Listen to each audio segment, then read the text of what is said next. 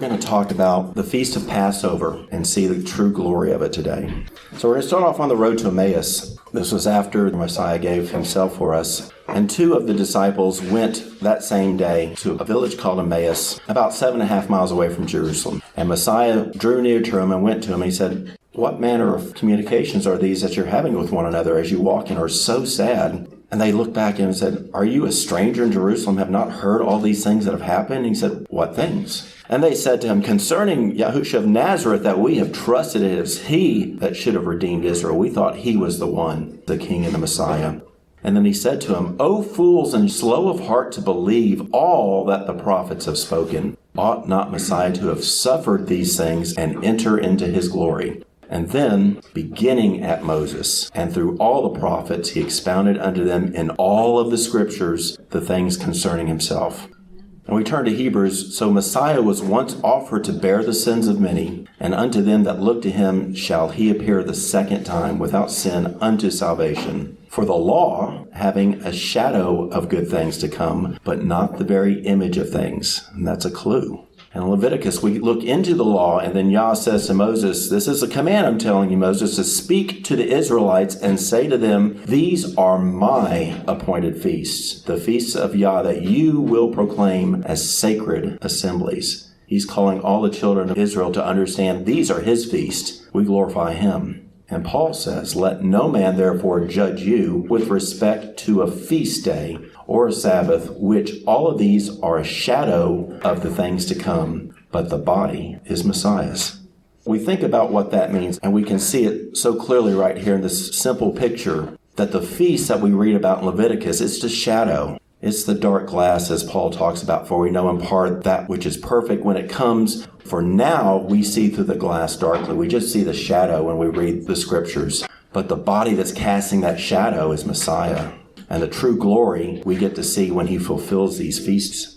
And so we're going to look at Passover.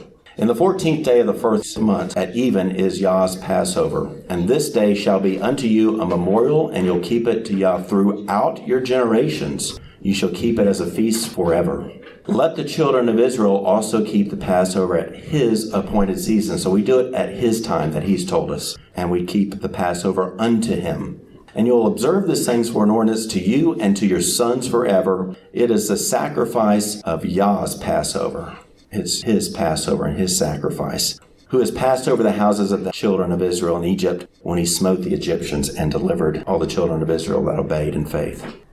This is a layout of the calendar. Passover preparation begins on the 10th day of the first month. They selected a lamb that looked to be faultless, without blemish, and continued until the 14th by inspecting the lamb for any blemishes. And then also at the same time, they're removing the leaven from the house, preparing for the feast of unleavened bread. And Yah spoke unto Moses and Aaron in the land of Egypt, "In the 10th day of this month you'll take this lamb according to your house. Your lamb shall be without blemish, a male in the first year, and you will keep it until the 14th day. And then the whole assembly of the congregation of Israel shall kill it towards the evening." Every house had a lamb for their Passover, and then there was a lamb for the entire nation of Israel. And it says the whole assembly of the congregation of Israel shall kill it. With 600,000 men coming out of Egypt, the congregation shall condemn it all at the same time. And then you'll eat the lamb that night, roast with fire, and with unleavened bread, and with bitter herbs they shall eat it. You don't cook it at all with water, but you just roast it over the fire. And let nothing remain of it until the morning. This is Yah's Passover. This is all about him and for him. And so all Israel was eating the flesh of the lamb and drinking the wine and celebrating and blessing him and giving thanks. And then they shall take the blood and strike it upon the two side posts and the upper door posts of the houses, where they shall eat it. For I will pass through the land of Egypt this night, and I will kill all the firstborn in the land of Egypt, both man and beast, from Pharaoh all the way down to the cows. And against all the gods of Egypt, the false gods, I will execute my judgment this night. I am Yah, and the blood shall be to you a token. It'll be a sign upon all the houses where you are, and when I see the blood, I will pass over you, and the plague shall not be upon you to destroy you when I smite the land of Egypt. This is the heart of Passover. This is the act of faith that the children of Israel did to hear the words of the Almighty saying, this is judgment day, and if you put the blood on your doorpost in faith, I will spare you. faith and obedience there. And so we come to the central portion of Passover, and that's a beautiful picture of what Passover represented in the days of Egypt. So let's look at Abraham and Isaac. In the first month of this year, on the 12th of this month, there was a commotion in heaven. The adversary is up there accusing the brethren day and night. And as we know, he accused Job before Yah, and then Yah allowed things to happen to Job as a testing. The same thing happened on this very day, where the adversary is accusing Abraham, saying, yeah, he's passed all these tests so far, but you know what? Abraham loves his son Isaac more than anything else. Bid him to offer him as a burnt offering, and let's see how he does. And Yah said, okay, so be it. And then Yah said to Abraham, take now your son, your only son Isaac, whom you love, and get into the land of Moriah, and offer him there for a burnt offering upon one of the mountains which I will show you. And in Jubilees it says, take your beloved son, offer him on one of the mountains that I will point out to you. And he got up in the morning, got the people ready together, and on the third day he saw the place afar off, and he came to the place.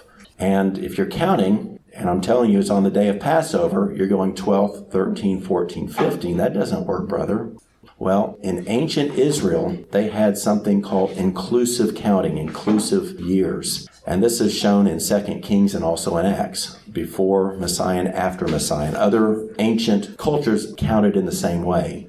So if a baby is born, it's his first year as soon as he's born. It's not he's 1 month, 2 months, and then when's his birthday, it's 1 year old. In their time, it was his first year. And so you count the day itself as the first day, and the second day, and the third day. So you can look in Jubilee 17:15, it says, on the 12th of this month, and then on the third day he saw the place, which is the 12th, the 13th, and the 14th on the third day. So the 14th day of the first month is when he comes to the place where Yah wants him to go. And that's Passover day. Take your son, whom you love, and get into the land of Moriah, and offer him there for a burnt offering upon one of the mountains which I shall tell you of in Genesis. And Abraham took the wood of the burnt offering and laid it on his son. And Isaac's going, wait a second, something's wrong here. We got everything except the sacrifice, Father. And Abraham said, son, Yah himself will provide a lamb. What a profound statement that turned out to be. And Abraham went and took the lamb when they saw it and offered it on the burnt offering instead of his son. And then Abraham called that place Yah has seen, so that it is said that Yahuwah has seen in Jubilees. Now we look in 2 Chronicles and it shows what Mount Moriah really was. Solomon began to build the house of Yah at Jerusalem in Mount Moriah, where Yah appeared to David his father in the place that David had prepared in the threshing floor and bought that land. We can see in Genesis and Chronicles that Abraham's going to the same place. And for more proof, Abraham called the name of that place Jehovah Jireh, is what it says in your King James. As it is said to this day, in the mount of Yah it shall be seen. Now, so many times in our scriptures, his sanctified name has been replaced over 6,800 times. And this is one of those places. And so when you break down the word Jehovah Jireh, in Hebrew, it is the name of Yah, and then Jireh, which is defined as to see. And so you can see that what they're actually saying, it's the Mount Moriah that it is called to this day, because it is seen of Yah. It all fits together between Jubilees and Genesis and then 2 Chronicles. So not only was Abraham called to sacrifice his only and beloved son, as Yah said, on Passover day, he was called to do it at the place that Yah marked on Mount Moriah. Passover begins at even on the 14th day of the first month, when we start our 7-day Feast of Unleavened Bread. And all of Israel and Judea in those days would go up to Jerusalem and celebrate. And the high priest would select unblemished lambs from Bethlehem. And they brought the lambs from Bethlehem into the city to the temple along a procession route that was attended and celebrated by everybody that had come up. And then they took the lambs up to the temple in the area where the lambs were kept. And then the lambs were inspected by all the people over those days, looking for blemishes. And then the 2 unblemished lambs that were selected were the final sacrifices on the Temple Mount on that morning and the late afternoon prior to Passover on Preparation Day as the sacrifice for the whole nation. And then the Passover meals were eaten after sundown. So we look at these feast ordinances. There are specific things that they did. And when the builders laid the foundation of the temple of Yah, they set the priests in their apparel with trumpets, and the Levites, the sons, with cymbals to praise Yah after the ordinance of David, king of Israel. And so these ordinances are the details that David was given by divine inspiration to lay out to the people on these feasts as more of the shadow picture of what Messiah was coming to do. We don't have any actual scroll records of David's handwritten procedures to do, but we have historical documents that have captured many of these details. The Passover lamb itself had to be a male, all of these in Exodus, without blemish. The firstborn, they chose it on the first day. They killed it on the 14th day. They put its blood on the upper and side posts of the doors. No bone was to be broken, and they eat in the night, and nothing remains to the morning. It's a lamb of the first year. And in John 1:29, Yohanan ben Zechariah, or John the Baptist, sees a man coming. And he tells all of his disciples, with John and others there, "Behold the Lamb of Yah that takes away the sin of the world." And then, right before the last Passover, our Messiah told his disciples, "Behold, now we go up to Jerusalem, and all things which are written by the prophets concerning the Son of Man, they shall now be accomplished." And as we mentioned, that 3 times a year, all your males will appear before Yah. This was his command to all of the nation. And so all of Israel and all of Judea came to Jerusalem for 3 times a year. And one of these times was the Feast of Passover and unleavened bread. In 1 Chronicles, there was a sum of the number, a census basically given unto David. And all of Israel, there were 1,000 thousands and 100,000 men that drew swords. And Judea had 410,000 men, which is 1,570,000 fighting men in Israel and Judea at that time. There was at least 6 million people in the land of Judea and Israel. And all those people were coming to Jerusalem. A 1 mile by 1 mile old city. Think about how packed that was. And the parade celebration for this lamb would bring most everybody out that was there, meaning there were hundreds of thousands of people packed in this tiny town on these little streets going up to the temple. This is what they were doing, and they were waving the palm fronds and branches. They're getting ready for this great celebration, this procession that King David had laid out to them. Messiah was coming up to Jerusalem at this time. As they departed from Jericho, coming up, a great multitude followed him because he's been performing these miracles. And then 6 days before Passover, he came to Bethany. And so for the 10th, he sent forth 2 of his disciples to go find a colt. And so you can see on the map there where Bethany is on the right side, and that red line sort of shows the path on the Mount of Olives that he would have taken to come to the temple. And Bethany is just a little less than 2 miles away. At the same time on the 10th, this very day, Lamb Selection Day, the priest had gone to Bethlehem, and Bethlehem is about 6 miles away. They had selected the lambs that they found without blemishes, and then they were bringing the lambs back, walking from Bethlehem up to Jerusalem to be ready for this celebration, this procession, this parade. And so it took them 6 miles of walking to get back. And when the priest's entourage begins to approach Jerusalem, the people would line the routes of the city, all the hundreds of thousands of people grabbing their palm fronds and getting ready for them to show up. The suspense was building. They've been doing this for 1,000 years. While they're walking up from Bethlehem, 6 miles away, they brought Messiah the colt and put their garments on him, and he sat down on him. And then the very great multitude spread their garments in the way, and they cut down branches and put them upon the path. And he's coming down from Mount of Olives there. And that's a picture of it from the late 1800s when it was more pristine than it is now. And when he was coming down from the Mount of Olives, the whole multitude of disciples began to rejoice and praise Yah with a loud voice for all the mighty works that they'd seen. They started yelling as he was approaching the gate and the old city. This was the fulfillment, because on the 10th of the month, before the priest arrived from Bethlehem, the Lamb of Yah that was born in Bethlehem entered the city and went into the temple, inspected it, and left. As it says in Zechariah, "Rejoice greatly, O daughter of Zion. Shout, O daughter of Jerusalem. Behold, your king is coming to you. He is just and having salvation, lowly and riding upon a donkey."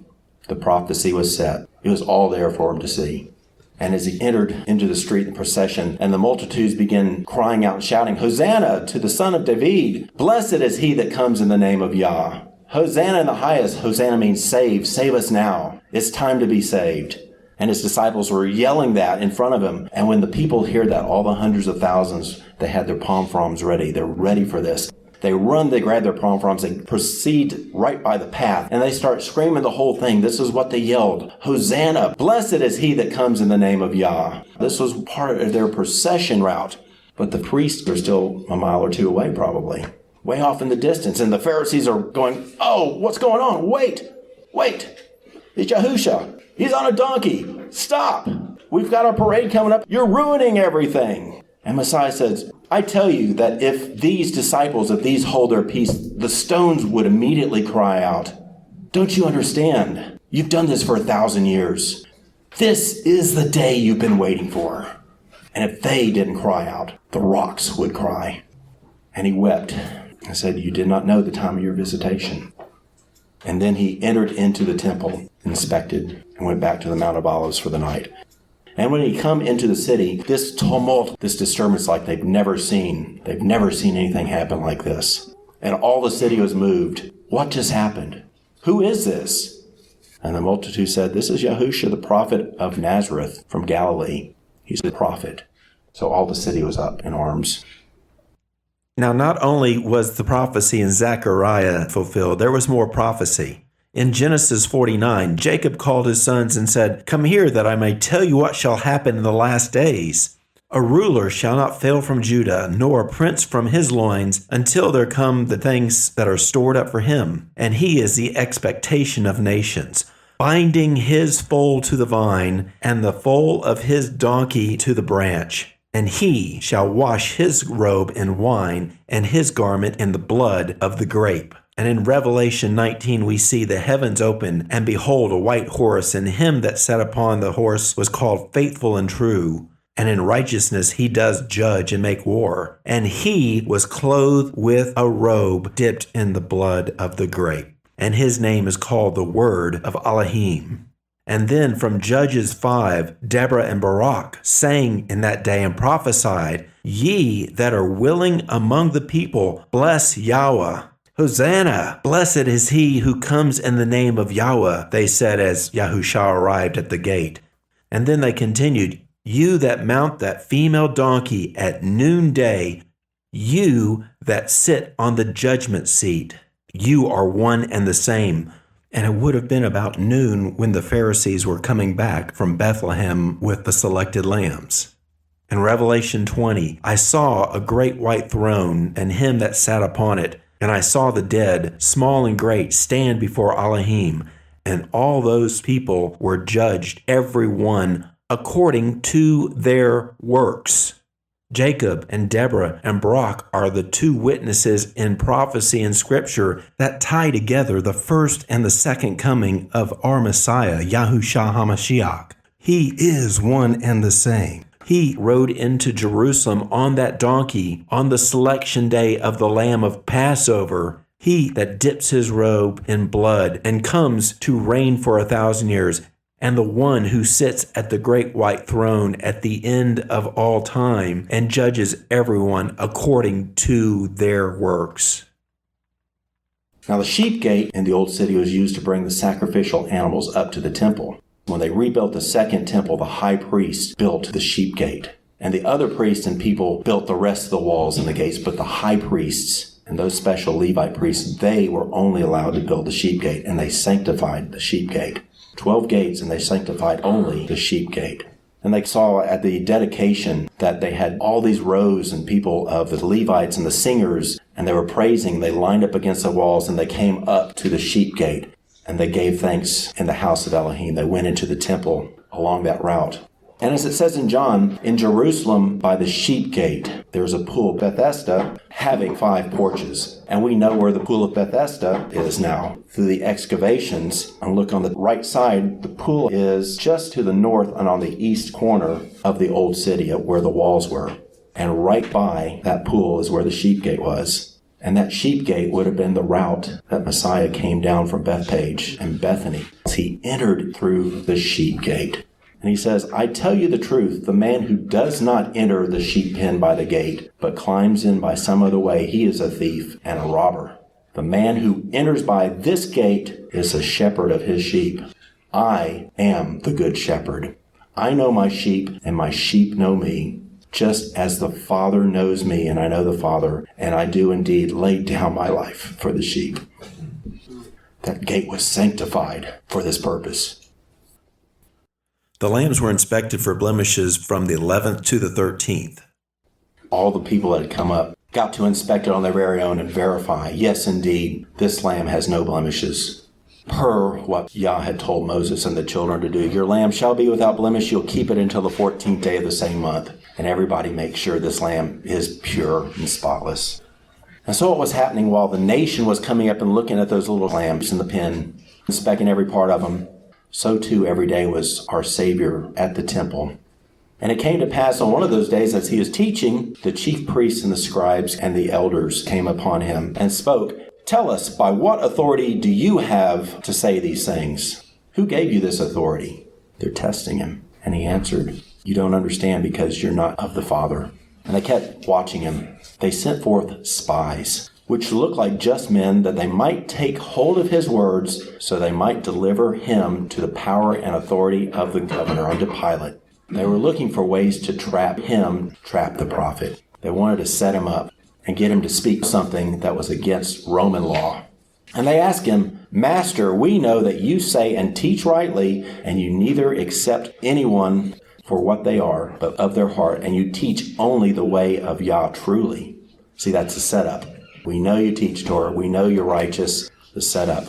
Now tell us, is it lawful for us to give tribute to Caesar? Yes or no?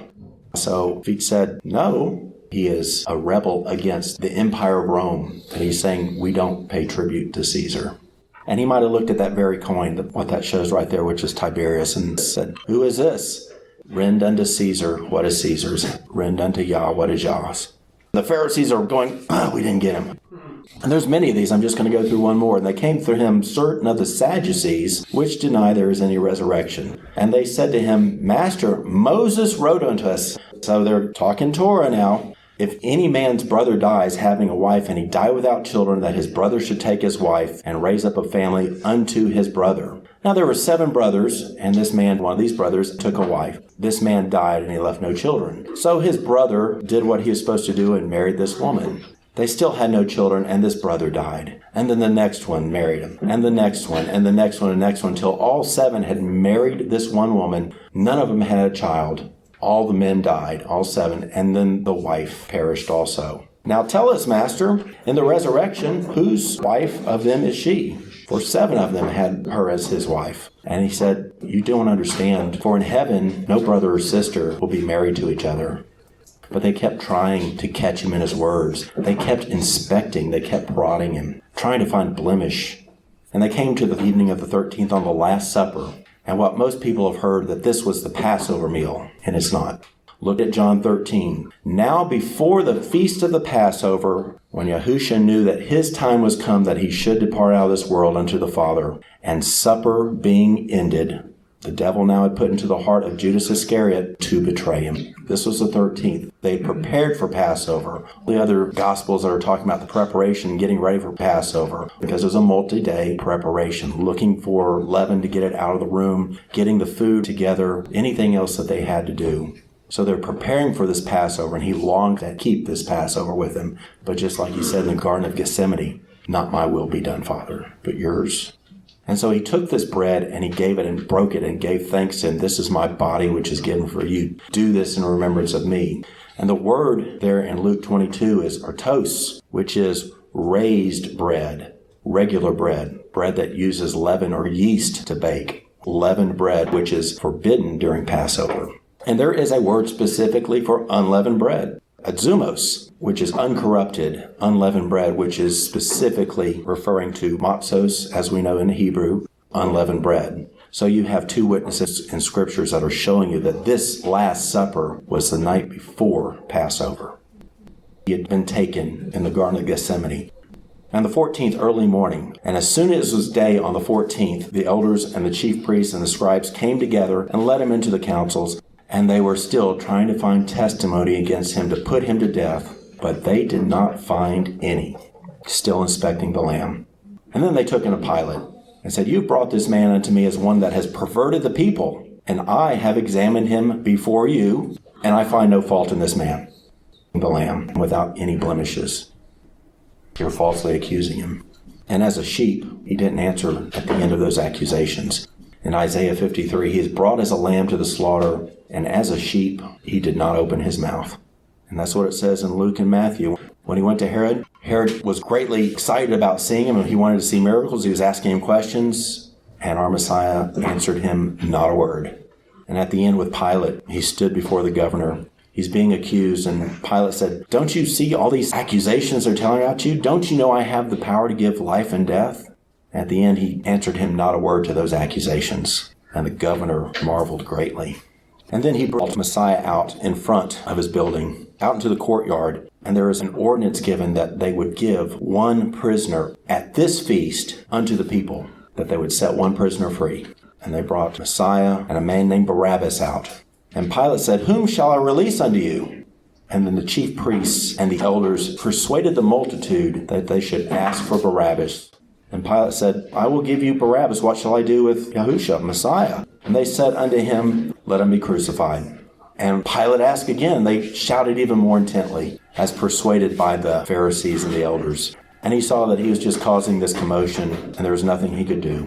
Pilate washed his hands before the multitude and said, "I'm innocent of the blood of this just person, this person without any blemish in the law." And then answered all the people there, "His blood be on us and on our children. We accept responsibility for his death. We, the assembly of the congregation of Israel, shall kill him." Fulfilling Exodus 12:6. And as we saw when Abraham took Isaac his son, Yah had chosen this place. Deuteronomy 16, "You may not sacrifice the Passover within any of the gates that I give you, but at the place that I choose to place his name in, there shall you sacrifice the Passover at even." And we all know that they took him out to Golgotha. Golgotha was just outside of the city gates and walls. It was on the northern part of Mount Moriah. And he chose to place his name in, and his name was placed on a sign at the cross. Yah had predestined this place his name, and sacrifice his son. And as Genesis 22 says, "In the mount of Yah it shall be seen." This shall come to pass. And this is a picture from 1901 from the Jerusalem North Wall, the old city. And they're looking north, and you can see part of Mount Moriah there in the distance. And you see the part of the cliff that's got a couple of eyes and a nose and a mouth. And that's the place of the skull. That's Golgotha. That's what they looked at for thousands of years before the city expanded and mostly hidden that. But you can still see it. So you can see it's just outside of the city, just outside the walls. It's still part of Mount Moriah. He was fulfilling prophecy and the ordinances required of the Passover lamb. And in Exodus 12 says, "You shall not break a bone of this Passover lamb that you sacrifice." And so what happened? When they came to him and saw that he was already passed, because they were trying to speed up the death of these prisoners on the crosses because the feast was coming and they couldn't keep them on the cross all night. They couldn't be up there on a Sabbath. So they're breaking the legs of the prisoners because crucifixion was an agonizing death. It could take days. It could take a week. And they didn't want that to happen. So break their legs. So they now cannot push off their legs to get a breath. So they just hang there and they won't be able to get the breath in and they will suffocate to death. And so they came to each of the two prisoners on the left and right and just broke their legs in half. And when they came to him, they saw, he's gone already. Why did you take the swing? And thus he kept all of his bones, and not one of them was broken. And in Exodus 12 it says, "Let nothing remain of that lamb until the morning." And so what happened? They took his body down, and they wrapped it in linen and laid it in a grave where never a man had been laid. And that day was the preparation, and the preparation is the 14th, of which Passover starts in even, which is another witness to this is the Passover day, and the Last Supper was the 13th. And the Sabbath drew on as they finished, and drew on means begin to dawn. So this was a high Sabbath, the first day of the Feast of Unleavened Bread. At the very end of the night, as the rays of the sun were about to start coming up to the high Sabbath, is when they were able to roll the stone into place and finish the work of getting him into the tomb. His body was entombed by the morning, leaving no evidence of him to the world. Nothing remained of him in this world at the morning, as it was fulfilled from Exodus 12. So we just saw the glory that he executed everything according to the day, every day that was laid out in Exodus. Amazing. But let's go one step further. We talked about the ordinances of David, of what they did and the times that they did it in. This was laid out like a military plan almost, because they had thousands and thousands of sacrifices from all the people that were supposed to sacrifice their lambs. And then they had to do the 2 lambs for the nation of Israel. So there was timing, all the priests were there. And so at the first hour at dawn, the first lamb was brought out from the pen out to the holding place. And in the 3rd hour, just as the temple gates were being opened, the lamb was given a drink in an act of mercy, and then that first lamb is sacrificed. And that's the 3rd hour, and which we know is about 9 o'clock. And then the 6th hour of the day, the second and final lamb, the sacrifice of the nation of Israel, is brought out from the sheep pen and readied. And then that 9th hour, about 3 o'clock, that second lamb is also given a drink and then sacrificed. And we can find this historically in a number of places, including Acts and Josephus. And that was the timeline of the temple for the priest. Let's look at the crucifixion timeline. At the 1st hour at dawn, Messiah is bound and brought out to Pilate. At the 3rd hour, he was offered a drink of vinegar and gall right before he was put on the cross. And that 3rd hour, right after that, he was nailed to the cross. At the 6th hour at 12, high noon, darkness covered the land. And then the 9th hour, 3 o'clock, he was given one final drink. And he said, "It is finished." That was the last thing he had to do, and he gave his spirit up, 3 o'clock, that hour. And when you line this up, not only did he do everything to the very day, he did it to the very hour that procession was happening on the temple. The first lamb was brought out at dawn, is when he's brought out. The 3rd hour is when the first lamb is given the drink and sacrificed. At that same time, Messiah is given a drink, and then they nail him to the cross. At the 6th hour, when the final lamb is brought out to be sacrificed, that's when darkness covered the land. The 9th hour, when that second and final lamb was given his drink and then sacrificed, exactly then was when our Messiah, our Savior, was given his drink of vinegar. And he said, "It is finished." And then by the next morning, nothing of the lamb remained from the temple at the same time that his tomb was being closed. What glory has our Father laid up for us in these feasts? This is the first feast. Messiah, our Passover, was sacrificed for us, as Paul says. And Peter, knowing that you were not redeemed by corruptible things, but by the precious blood of Messiah, and of a lamb without blemish and without spot, this was truly foreknown before the foundations of the world. Yah knew this was coming. Our Savior knew this was coming, and he did it anyway. And thus, we have the first feast of Passover, the first of the spring feasts. And if you look at the 10th, the 11th through the 14th, and the finishing on the 14th, he checked every box. I did not come to destroy the law and the prophets, but to fulfill. And in this case, he came to fulfill the prophecy, fulfill the law of the feast. So let's talk about these amazing feasts. This is just the first one. There's spring feast and there's fall feast. And the spring feast has Passover on the 14th and the Feast of Unleavened Bread for 7 days. And in the middle of that Feast of Unleavened Bread is the Day of First Fruits. And then 50 days after the weekly Sabbath during the Feast of Unleavened Bread comes Shavuot, or the Feast of Weeks. And as you just saw in Passover, you start to get this idea of what was happening. The Feast of Unleavened Bread, the Day of First Fruit, meant something special. We celebrate his feasts. He told us to.